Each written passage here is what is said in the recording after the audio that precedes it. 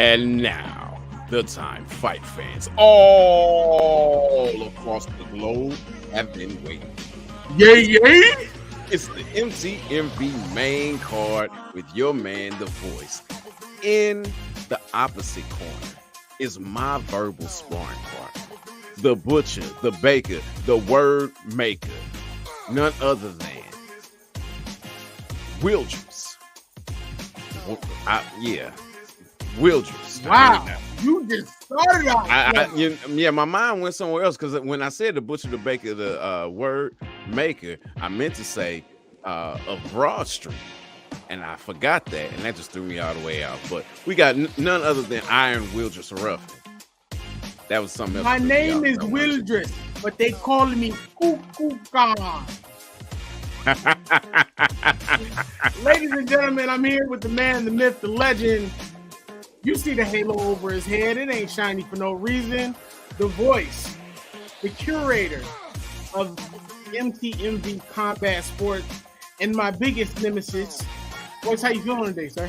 Oh, man, I am a little hot, but that's all right. You know, I'm from St. Louis, so, you know, I got the birds on back on my shirt, and one of our favorite sons, you know, famed poet, said it's getting hot in here, and it's already hot. Before we got started, it was hot, so we're just gonna keep it hot. There you go. I'm not that cool. I got on my MTMV shirt on. You know what I'm saying? I got my legendary signature Philly tag because I'm trying to make it more popular than the Phillies do. We got some great things to get into today. Tissue hat. You should probably that's Jake Paul. My bad. I told you what Mbaku said. You bald-headed demon killer. You let it get no, there's right. No demon killer around here. You hating today. No, we got some amazing things to get into today. I just want to prepare y'all. I tried these names 50,000 times. So Voyze is gonna play these ridiculous sounds every time I mess up. But he flubbed at the beginning, so I just want y'all to know this. So I'm not gonna play the sounds. I'm going to be nice, and I'm gonna let you just talk about the fight. I'm gonna say who the fighters are. It is what it is. Let's go ahead and get into these. I messed that up. Then I'll delete myself. You won't let me do my job, sir? There you go. Let's go ahead and get into these KOs and low blows. Voyze, we talked about this last week. What happened? The UFC 280 was the 281 main event, the middleweight championship. We talked about the possibilities of what happened. Voyze, I want to hear your thoughts on this. You were on Twitter, you were going crazy. Give us your thoughts on what happened and what's going to happen next for both fighters. My thoughts as far as what happened is that we talked about it. I knew that what happened could happen. It was obvious from the first round. All he was looking to do was land that left hook. He had his fist balled and his other hand out, looking like an old school Chuck Liddell, and it worked. It worked. He caught him finally. Something that Izzy did that he normally doesn't do is usually when people are engaging him, he'll set traps and he'll get them. This time, he just backed on up to the cage, kept backing up to the cage, and tried to escape. The only other person I saw him do something like this with was Anderson Silva. And I think it's for the same reason. It's the level of respect that he had for the fighter. That's why he backed up like he did. And he, like another former Nigerian champion, took it all the way to the 5th round, was winning 3-1, just like the other former Nigerian champion, only to get knocked out, just like the other former Nigerian champion. Now, I have to ask, because the fight was great, but it looked like Izzy, had him. You could see his legs shake after that uppercut. Do we want an immediate fight? I know before it was stated that Izzy possibly want an immediate fight. Do we feel like we get an immediate fight, or do both fighters go different ways? Now, Izzy said that he wants to run it back, and to me, it sounds like he wants to run it back as soon as possible. However, he's also mentioned taking some time to take care of some health items. So he does that. For him to fight his next fight after that, I will be okay. I wouldn't want to see them run this back again in 3 to 4 months. That's too soon in my sight. And honestly, if Izzy's taking time off, he may not even get a chance to run it back, not for the title. Because, again, everything going up into the fight was this dude does not have a whole lot of MMA experience. And if non-wrestling Izzy's wrestling is anti-wrestling. He has that, hey, I know enough to stay up on my feet, keep you from taking me down so that we can strike wrestling. If Izzy was able to take him down and control him for a full round, then people with real wrestling, it's going to be a lot different. Especially you look at somebody like Marvin Vettori because of Marvin's size. Izzy, makes 185, but a lot of it is in his height, and he doesn't put on a lot of weight. It was obvious that Powelton was much thicker than Izzy was, which is why Izzy had trouble taking him down. It wasn't until he got that trip that he was able to take him down, and he should have really went back to attempting trips versus trying to, shoot a double leg and things of that nature. But again, if Izzy fights him again in like 9 months or so, I'm okay with that. Right. In the next 4 months, no. But again, who knows if it'll happen, at least for the title, because let them get in there with, let them just go ahead and throw Hamzat in there. Say, well, you didn't make weight last time, so we'll let you fight for the title. Yeah, then it's gonna be over. Wow. Well, it was definitely an incredible card. I'm looking forward to seeing where they go. Definitely congratulations to Alex Pereira on his win. I know a lot of people lost money that night because Twitter was on fire after the loss. I want to move on to a more somber moment. We want to definitely send our condolences to Bellator and MMA just legend Anthony Rumble Johnson, who actually passed at the age of 38 on November 13th. Now, Johnson had actually been battling an undisclosed illness. And he fought 2 stints in the UFC, becoming one of literally the sport's most prolific knockout artists with that one-punch strike that had literally just become infamous. Voyze, what are your thoughts on Anthony Rumble Johnson and his legacy and also his sudden passing? As far as his legacy is concerned, you stated he was a Bellator legend. I would have to disagree because he only had like a fight, maybe 2 in Bellator.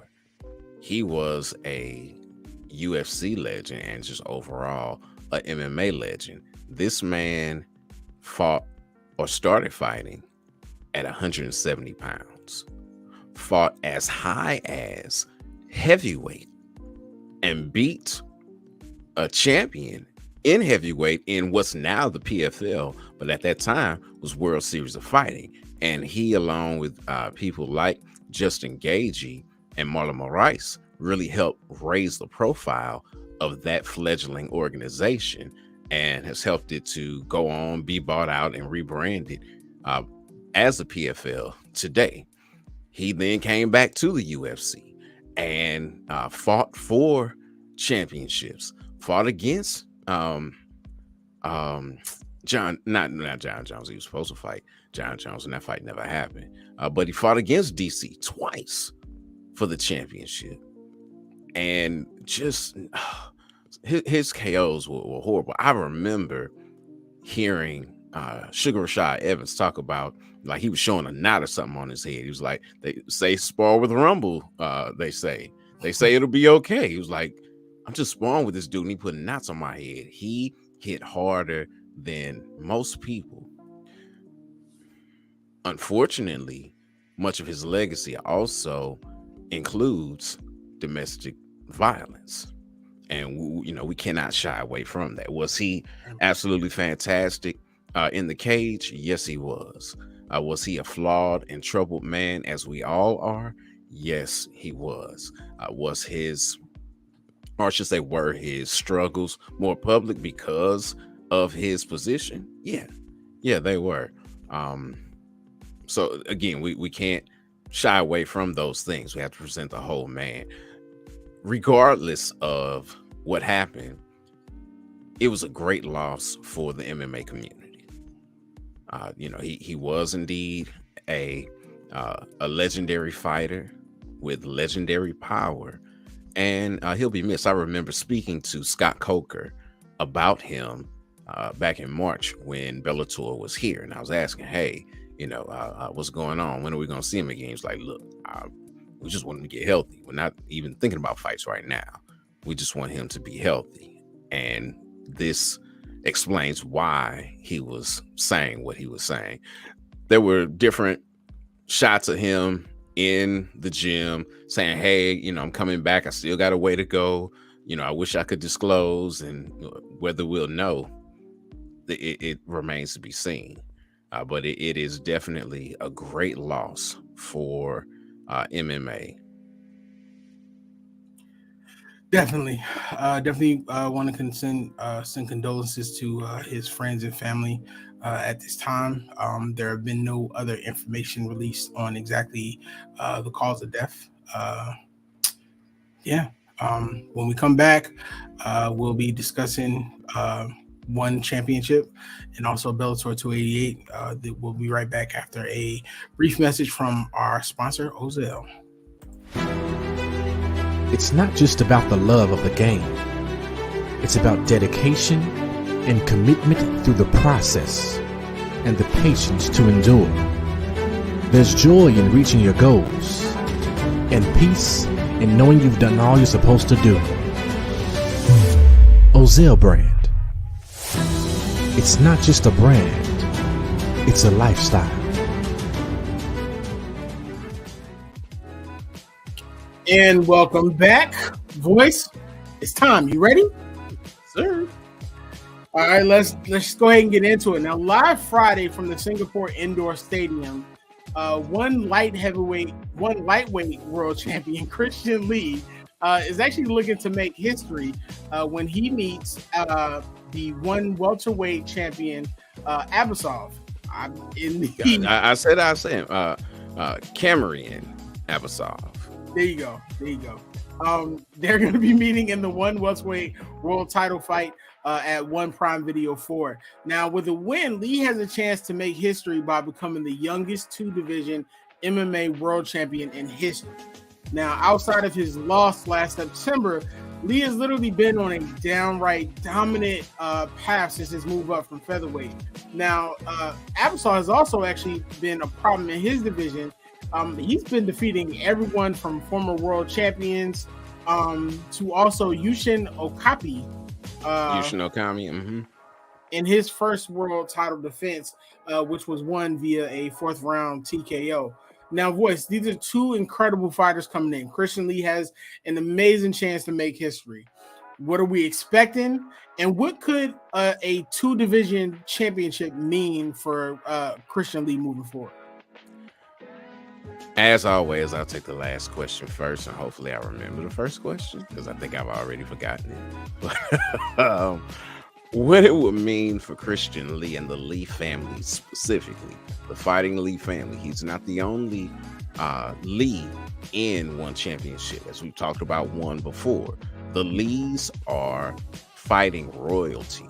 They're like the, and this is a bit of a stretch, but I got a better one. They're like the Nurmagomedovs somewhat of one championship outside of being utterly dominant and winning every single one of their fights. But they are the royal family of one championship.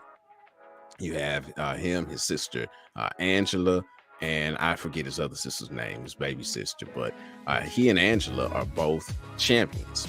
Probably the first brother and sister champion duo in MMA. And in the same organization. His sister just tried to win in a weight class above recently. It was the second time against the same person and the same results. When she faced the Punching Panda, she lost. She just could not get it done. Now, Christian, as you stated, he started off as the featherweight champion, came up and became the lightweight champion, and is now trying to fight the welterweight champion, who just lost. So I was like, wait a minute. Abasov just lost? How's he the champion? Oh, it's because he did the same thing, punching up a weight class and trying to win the middleweight championship. I stutter a bit because one championship, they keep the same weight classes, but they actually fight at what would technically be the weight class above. So even though this is welterweight, they're really fighting at middleweight. So him fighting the middleweight champion, they were fighting like at 205. So it's a little bit different over there in one, but they like it. I love it. It works for them. And what's not confusing is the action that takes place. Abasov is a beast. He is an absolute beast. That's the first time that he's lost in 5 fights, and he has been on a tear ever since coming into one championship. Even before then, he was doing his thing, but since he's been in one, outside of losing to former champ Luis Santos, he's beaten everybody, and that was his first fight in one championship. So, and like I say, this is the former champ, the guy who held the title like forever after what's the guy that got knocked out real bad by Jorge Masvidal with the flying knee?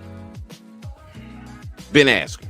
After Ben Askren left one championship, Santos was the champion for a long time. And, so no harm, or I should say no shame in losing to a former champion. But that was the first and last loss until he lost to a current champion in Renner de Ritter, punching up a weight class. So, what's going to happen? What is he going to do? He can get it done any way that he wants to. He can do things on the ground. And really, I see him probably trying to take it to the ground, because Christian is coming up in weight. Is Christian young, and may this be a better fight in a couple years as Christian puts on his grown man weight? Yeah, it might be. But because Christian normally fights at 170, it's coming up to 185 for this fight, and is younger, doesn't have that grown man strength. Taking it to the ground and looking to do some ground and pound, throw some elbows, maybe look for a submission would be his best path to victory. For Christian, he's the younger fighter. He's the lighter fighter. He should be able to stick and move and really drain Abasov's energy that way. Should reduce his tank by sticking and moving. And if he does that, he very well may be the youngest dual champ in MMA history. Yeah, I mean, definitely. I mean, I just did not realize that he trains under his brother-in-law, who is Bruno Pucci, I believe. And his father too. Yeah, so the youngest sister, Victoria Lee, she's actually 3-0. She's 3-0 currently with 1 TKO and 2 submissions. So it looks like the entire family is on that path to championship goals. So that's gonna be a great bout to see coming up. And moving on to someone who, I mean, he's undefeated, but I don't know how people feel about him. Jaime Munguia is currently 40-0. He hopes Munguia. Yes. Munguia, that's what I just said. He hopes to continue his undefeated streak as he faces Argentina's Gonzalo Coria in a 10-round middleweight bout from Mexico. Now, while undefeated, most continue to feel that Munguia continues to face criticism for what people are considering to be weak matchups. This is actually something that you spoke on last week. Now, Coria is looking to upset Munguia, having won his last 3 bouts. Now, Voyze, what is your thoughts on the criticism that Jaime continues to receive, and who's a fighter that you would like to see him face? As far as the criticism, there's a bit of warrant to that. You know, has he been fighting? Yes. Has he been extremely active? Absolutely. Has he fought anybody with a name? Let's see. Last he fought was Jimmy Kilrain Kelly. You know Kilrain from Ireland, right? Yeah. You know, knocked out Demetrius Ballard. Now, we talked about him before, and he did beat Gabe Rosado. That's a solid name. He also beat Camille Sersmeta. Solid. Toriano Johnson. Solid. Gary O'Sullivan. Cool. You know, Patrick Alote. Solid. You know, so he's fought some people, but has he fought the very best that is out there at 160 or even at 154? No, he hasn't. Much of that has to do with the fact that he fights on the zone, and the other promotions don't necessarily like to play nice with those who fight on the zone. Now, Floyd just fought on the zone, so maybe that'll change things up a little bit, and maybe we'll see more PBC fighters on the zone. Before that, they had what's the Mexican former heavyweight champion, Ruiz. You know, before that, he was like the first one on PBC to fight on the zone. And we've had other people cross over, but that doesn't happen that often. Again, maybe with Floyd getting his eye blacked by Deji last week, maybe they'll let some more people come over and make some money. Who knows? Time will tell. So he can only fight the people that are in front of him. Would I like to see something, you know, bigger and better? Yeah, and he's got something bigger and better with this, because this is a what is it? It is a eliminator fight. That's what it is. It's an eliminator fight. Him fighting Coria, though, you know, it's like, dude, you fight in your home country of Argentina. Nearly every time that you step outside of your home country, with the exception of the one time that you fought in Mexico, and he beat Marco Reyes in excuse me, a 12-round bout. So there's no there's no shame in that at all. You know, won a belt, or I should regional kind of belt, and then his next fight, he ran into Janibek, who is the mandatory for whoever wins this fight, and got knocked out in the second round. Janibek didn't look so hot in his last fight. I mean, he won, but Bentley came to bring it. And I'm getting off pace here, but what do we expect? We expect him to lose. Now, if he doesn't lose, that's great. But we expect him to lose, or for it to go all 12 rounds, because even though he's fought 26 times and won 21 of them, he's only had 8 knockouts. So, yeah, I don't expect anything more than for it to go the distance and for him to lose. If we get something different than that, hooray for Hollywood. We will have a wonderful upset to talk about. Otherwise, it's business as usual, and hopefully, if that does happen, then we'll be able to talk about Munguia facing someone who truly is at a level that he should be facing. Well, in preparing for this, I was reading that he actually had an opportunity to fight Carlos Adams and turned it down. Carlos Adams. I know it's a dime, but yeah, I know. Is it a dime? Is it? That's why I was like, who?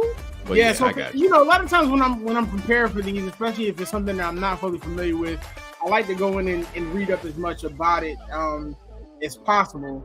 And most of the things that I've been seeing people say who've been actually talking negative is that he ducks a lot of fights. So I don't know how significant or how true that is, or maybe if it's the promoters who are actually doing it like you say they are.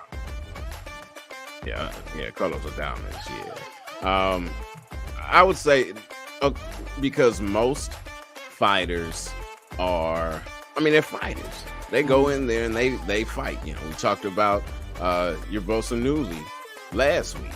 They're going in there and laying their lives on the line every time. So I don't think that he's afraid. And the only thing that he has to lose is his oath. It's more so the fights being able to be made by the promoters. That's it more than anything. Got you. Okay. Well, moving on to remember we were talking about promoters and stuff. Adames is PBC. Oh, okay. That makes a little bit more sense now. What? At some point, they've all got to sit down because he's 40-0. But when you go down the list of fighters to see the significant people that he's defeated, I mean, you don't want to take anything away from any fighters, but there's no major names. Well, like I said, he's got some notable wins. Gabe Rosado, that's nothing to sneeze at. Toriano Johnson, nothing to sneeze at. So he's got some names out there. He just hasn't faced the level of opposition that people think that he should face at his rate, because he's been fighting all these people and been running through them. So they want to see something a little more challenging, and you get those kind of challenges when you're fighting for titles. The fact that he has not fought for a full-fledged title yet is a crime. Well, you have it. Now, moving on to Saturday, this is going to be taking place live at the UFC Apex facility in Las Vegas. Former UFC heavyweight title contender Derek Lewis is actually looking to get back on track after 3 straight losses when he faces number 12 ranked Sergey Spivak. Now, Lewis is actually ranked number 7 in the heavyweight division. He lost his the last 3 or 4 bouts, including a stoppage in his last loss of 277, which we were actually talking about pre-show. There's a lot of people who feel like that stoppage was pretty premature. Now, the Black Beast, as he's known as, joined UFC in 2014. He's literally the promotion's all-time leader in knockout wins with 13. So, Voyze, with this bout coming up and Lewis looking to get back on track, what does a win do here for him, and how bad does a loss push him further down the rank? As far as loss pushing him down the rankings,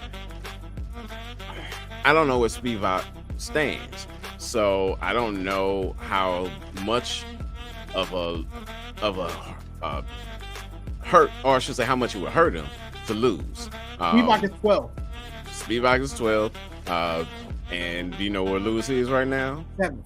7. Okay, so he'll drop probably to at the most 10 if he loses. And honestly, the position that Derek Lewis has right now is that of a high-level gatekeeper. You get through Derek Lewis, then you get to start fighting some of the real fighters that are out there. So with his name value and his excitement value and all of the knockouts that he has brought and that he brings to the ring, or should say to the cage, he won't lose much. A loss won't lose him much. A win won't gain him much, because he will never fight for the title again unless, like, John Jones comes in and wins the championship and he goes on a tear to get back up there. And a tear at heavyweight is like 2 fights. So, I mean, outside of that, he's not going to fight for the championship again because he's lost to the champions and or the champion contenders. Cyril Gane lost. Lost to Francis Ngannou. So it's he's not gonna, or I should say, he did. Didn't they fight again? I know he lost that. He beat Francis Ngannou the first time. And I feel like he lost to him when they rematched. And maybe they didn't rematch, and I'm forgetting something. Either way it goes, nobody wants to no one is clamoring for that fight. And yeah, he is where he is. The fact that he's been getting knocked out in all these fights, though. I mean, he's been knocked out in the last 3 out of 4 fights. Yeah. So that does not bode well for him, and probably means that his time is soon to come. I mean, the man was born in 85, so he's like 37 years old now, or getting ready to be 37, which for heavyweight is not that old. But when you start losing like you losing, it might be time to hang it up. Understandable. So we'll see what happens when the two face off. That's going to be Saturday, November 19th at the UFC Apex. Now, on that same card... So one thing I will say about Spivak is that he's won a couple in a row, but he hadn't looked all that impressive either. So, I mean, it's 2 heavyweights. So there's always the potential for an exciting finish. Mm-hmm. But it's also potential for a bunch of hugging and stuff. I doubt that, especially with Derek, because he's not that kind of fighter. The only time you really see him in a fight like that is when someone is hugging him and he just can't stop them from hugging him. Right. But yeah, we'll see what happens when the pin drops. Cage for lots of thumbs go up and they start to fly. Well, it's definitely going to be a great fight. We do have a UFC bout that's guaranteed to get you more excited. Now, in this week's the Voyze's Marquee matchup, in the same card, we have the African Savage taking on the Hulk in a light heavyweight matchup. Voyze, tell us about your Voyze's Marquee matchup and what we're looking for in this matchup here. Yeah, so you're absolutely right. We got the African Savage. I don't know why he didn't say the Nigerian Savage. Maybe it's because he's Igbo. I don't know. If he was Yoruba, he probably would say the Nigerian Savage. Either way it goes, you're from Nigeria, which definitely puts you at the top of the list for being in the Voyze's Marquee matchup, and or from St. Louis. Don't have a St. Louis connection, but you're Nigerian. So there we go. On top of that, though, he has been just destroying people as of late. He's been on a real good run. Came in from Dana White Contender Series. You know, had his ups and downs a bit, but as of late, he's looked very, very good outside of a loss that he had not too long ago. He's 3-2 in his last 5. He got stopped by Young, and then had a split decision loss. But outside of that, he's been stopping everybody. Stopped Carlos Ulberg. He stopped Carl Robertson in his last fight. Stopped Danilo Marquez. So he's been looking really, really good. And then, he had a little rough go of it. Now he's trying to get back on track versus Iwan Kutalaba. Iwan is from Moldova, and I don't know what Iwan or Kutalaba means, but I will say this about Iwan. Everyone marches to the beat of their own drummer. I think Iwan's drummer is a jazz musician in a infinite riff loop. I mean, he just is soloing for the rest of his life, because that's the kind of drum that Iwan is marching to, just all over the place. And he's exciting from the face-offs to the walkout, and in the cage, he's always doing something that's noteworthy, whether it be him acting like he was hurt when he really wasn't hurt, and doing such a good job of acting that the ref stops it, or him just absolutely demolishing someone. It can go either way. But one thing that, or I should say one way that for him, it really, really needs to go is a victory. He's lost 3 out of his last 4 fights. Mm-hmm. And he's won 3 and 1. He'd be probably lower than that, but he had a split decision with Dustin Jacoby. Not only has he lost them, his losses have all been knockouts. So, he really needs a win if he wants to stay in the UFC. And I won't say that Kennedy is in the same position, but a loss for either one of them could also mean a loss of being a fighter on the largest platform that there is for MMA. Oh, wow. I mean, well, so they both come into the fight. Kennedy is 10-3, and Cutelaba is what, 16-8. So, but when you look at Cutelaba again, in his last 5 fights, if we take the draw out, he's been knocked out 4 times. And he's been knocked out 4 times during that time frame, and he hasn't had a win streak since 2018. You can't just keep losing like that and stay in the UFC. So really, it's a must win for Cutelaba, more so than Kennedy.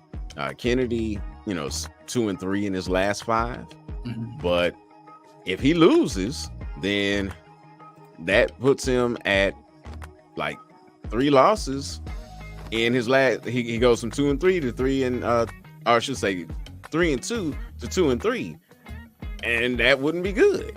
That just would not be good, especially seeing as he's not someone with a great big name value. He's a Contender Series fighter, but he hasn't been one that's really stood out like a Sean O'Malley, or even another Nigerian in Sadiq Yusuf. He's been all right. He was making some noise, but that's the issue. He starts making noise and then he falls off, and then makes noise and then falls off. He hasn't been able to keep the consistency going since he's been in the UFC. Okay, understandable. Well, we'll definitely see what it is. It looks like it's going to be a fight to keep your job. That's wow. Moving on. Again, hopefully not as much so for Kennedy, but yeah, I could definitely see Iwan back on the regional scene with a loss. Oh wow. Okay. Well, rounding out your weekend, Bellator 288 is bound to be an amazing card. There's actually a co-main event here. So there's going to be two bouts that are going to be in the main event bout. Now, in the night's co-main event, you're going to be having Pitbull, who'll be put his Bellator lightweight title on the line for the first time, taking on the undefeated Usman. Now, Pitbull has become the lightweight champion actually last November by knocking out Peter Quilley when that title had been vacated. Now, the champion believes that while Usman is a dangerous fighter, he received the bout due to his famous last name. Usman is also the cousin of former UFC great Habib, who is also, I believe, is actually going to be in his corner, if I'm not mistaken. Yes, he's in his corner. Pitbull stated recently he hasn't fought anyone in the top 10, and it's pretty clear to me that although he's a very good fighter, his name is what's really more for him to get the title shot. Others have done more in the division to get the title shot in front of him. So these two are literally going to be putting it on the line. They haven't really had too many nice things to say about each other. But one person who's definitely looking at this fight is Benson Henderson, who's calling for the winner of this bout, who actually just recently knocked out Peter Quilley. So, Voyze, what are your thoughts on Pitbull's statement against Usman? And what are your thoughts also on Benson Henderson basically waiting for the winner to come and be next? As far as Pitbull's statements about Usman, they're right. He really hasn't fought anyone. He really is there because of his, or I should say, a lot of the reason that he is there is because of his name. But that's not only the reason that he's there. He's there because he has been destroying everyone that they put in front of him. Now, would you say that he's gotten the MVP treatment? I can't say that. Has he fought, really named people? No, he hasn't. But he has made mincemeat out of everyone that they put in front of him, and there really was no one else for him to fight. he probably would have had to fight a ranked fighter in Sydney Outlaw had Outlaw not been beaten by Tafiq in his last fight. And it would make no sense at all to put these two together because you'd be killing off contenders. So it just makes sense for him. As a matter of fact, even going into that fight, I felt like, and I said it on the main card, and I'm sure that when I talked with him after the fight, that I felt like this was going to be for his fight for the title. He was like ranked number 3 at that point. And especially when Sydney Outlaw lost. Yeah, I mean, but here let's go back to Patricky Pitbull. You know, it's like, yeah, you know, he hasn't fought, you know, anyone and blah, blah, blah. And, you know, and I'm the champion. You're the champion because your brother gave you the belt. I was gonna ask that, but I didn't want to put that out. Let's be real. You're the champion because your brother decided he only wanted to fight at 155 to fight Michael Chandler, knocked him out, did his thing, took the belt, and then didn't fight at that weight again. Now I will give him credit because Queeley beat him. So they ran it back and he was able to win and get the title. So good on you for being able to do that. But if your brother decides to keep fighting at 155, then you would just be his bodyguard knocking off contenders. Very true. You not that you haven't fought for the title before, because this is the reason why Patricio wanted to fight Chandler in the first place. I was there in the building when Chandler took him, knocked his head off his shoulders. It was electric. I still shiver thinking about it. It was not nice. And then Pitbull jumped up, I want to fight you. And Chandler's like, I'll kill you. But Chandler got killed. So what are your thoughts on literally Benson Henderson just waiting for the winner of this bout to come out of it? I mean, his last bout against Peter Quilley, he was dominant to the point where it looks like he could literally be head and shoulders above everybody at this point. I mean, he should be waiting for the champion. He's been a champion before.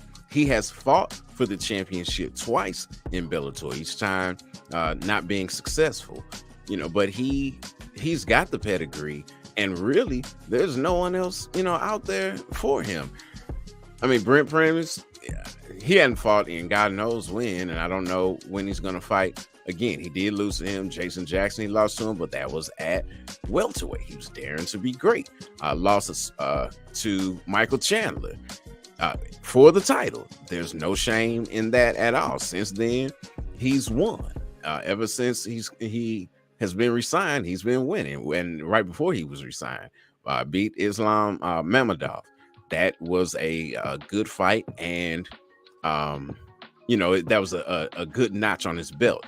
Then beat the former title challenger and Peter Queeley, and I think he even retired Queeley. So there's really nothing left for him to do than to fight for the belt. Well, you have it. That's definitely going to be an exciting bout because they have literally went back and forth in the media over the last couple of days alone. So now, in rounding out the end of an amazing fighting weekend, in a chance to finally have a winner from their bout at Bellator 277, Vadim Nemkov is going to be putting his belt on the line again against Corey Anderson for the second time in the main event of Bellator 288. Now, the previous bout saw the two fight to a no contest after they inadvertently knocked heads together. Now, the winner of this fight is not only going to walk away as champion, they're going to walk away with a cool $1 million purse. Now, it's also good to mention that in his last 10 fights, Nemkov is undefeated, while Anderson has been undefeated since leaving UFC and signing with Bellator. Now, Anderson, who many believe had the advantage at the time of the stoppage, has already stated he's looking to replicate his success from the last bout and come out as champion. So, Voyze, what are your thoughts on part 2 of this bout? And does Anderson truly have that great of a chance to come out of this bout as a winner, considering the fact that it seems like Nemkov this time is going to know exactly what he plans on doing? Well, if Nemkov is gonna know just what he's doing, and what he's doing, or I should say, what he did was absolutely whoop Nemkov from pillar to post. So, I don't know what much, or I should say, I don't know much that he can do. He knows this was coming, and it was a whooping. It was a real bad whooping. And this time, they're fighting in Chicago, Illinois. Where's Corey Anderson from? He's from Rockton, Illinois. When he was fighting last time, he was fighting for the pride of his community college, a place that he said saved his life, just closed. And he had his coaches there to see him fight for the championship. And then, and what I must say is honorable for him, he's the one that said, hey, I headbutted him. It was inadvertent, but he's the one who said it. Had he not said that, the fight would have been stopped due to the cut, and he would have won. And he was supposed to win because he was beating the snot out of Nemkov. But it was stopped on a technicality, and had he not been the honorable man that he is, he'd be the champion and $1 million richer. Now he's got to fight again, but he does have the benefit of fighting, close to home. I mean, Rockton is so close, you can take Amtrak and get there for about $50. It's not going to be difficult at all for his people and his family to be there. It's the closest thing to a home fight that he can possibly have. But Nemkov, that's a lot of ground to make up in a very, very short period of time.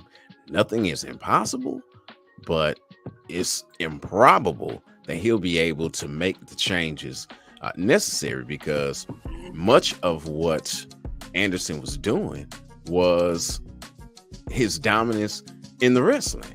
You can't fix it, and not that Nemkov can't wrestle, but you can't fix wrestling in a couple months. Right. You can't. And again, not that he does not have grappling chops. The man trains with Fedor Emelianenko.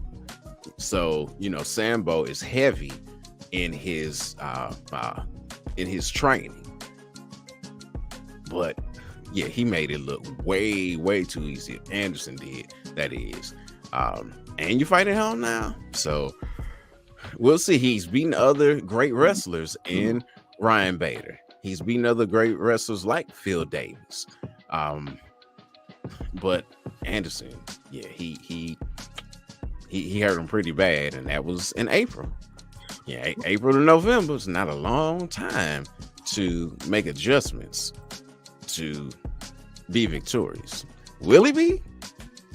We'll find out. I think what's crazy about that is, if you go back and look at the fight, I feel like the fight would have continued had Anderson not mentioned that they had hit heads together. So he was just being honest. And then Anderson actually thought that he won the bout. Like, he literally stated he saw that $1 million check and he got excited, only for the officials to correctly say that it was going to be ruled a no contest. Now, Bellator rules do state that if a fight is stopped due to an accidental foul after the third round, it does go to scorecards. Now, the judges actually had that fight at that point tied at 19-19. So I don't know what Nemkov is going to do, but if Corey Anderson was literally that dominant that last fight after seeing that $1 million check, I can only imagine how focused and excited he's going to be for this next bout. Well, ladies and gentlemen, it's been an amazing show. Voyze allowed me to get through with my flubs and everything. I don't know. I think Voyze got a cold or something. But we prepared you for another amazing weekend of fights. Thank you for joining us. Remember, you can always catch us here live Tuesdays, 7:15 Eastern Standard Time. Make sure you also check our MTMV friends and family. We have some amazing shows. Also check the website. We have some great articles there. Make sure you check the Ozell brand. They have some great shoes that you can purchase. The colorways are always beautiful. Voyze, it's been another amazing show, sir. Take us out with your final words. Yeah, as you said, make sure you're following, like, subscribe, share this with your fight fans, or I should say your friends that love fights as well, and join in the discussion. Let us know where you're from in the chat. Give us your opinion on these fights. We want to know. This is my team, my voice, and we are your voice when it comes to fight news.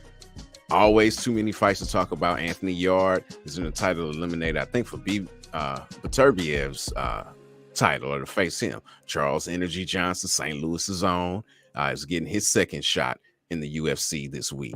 So much goodness going on. Of course, we can't tell it all, but we're gonna tell you about what you need to see on the MTMV main card. So until next time, fight the good fight.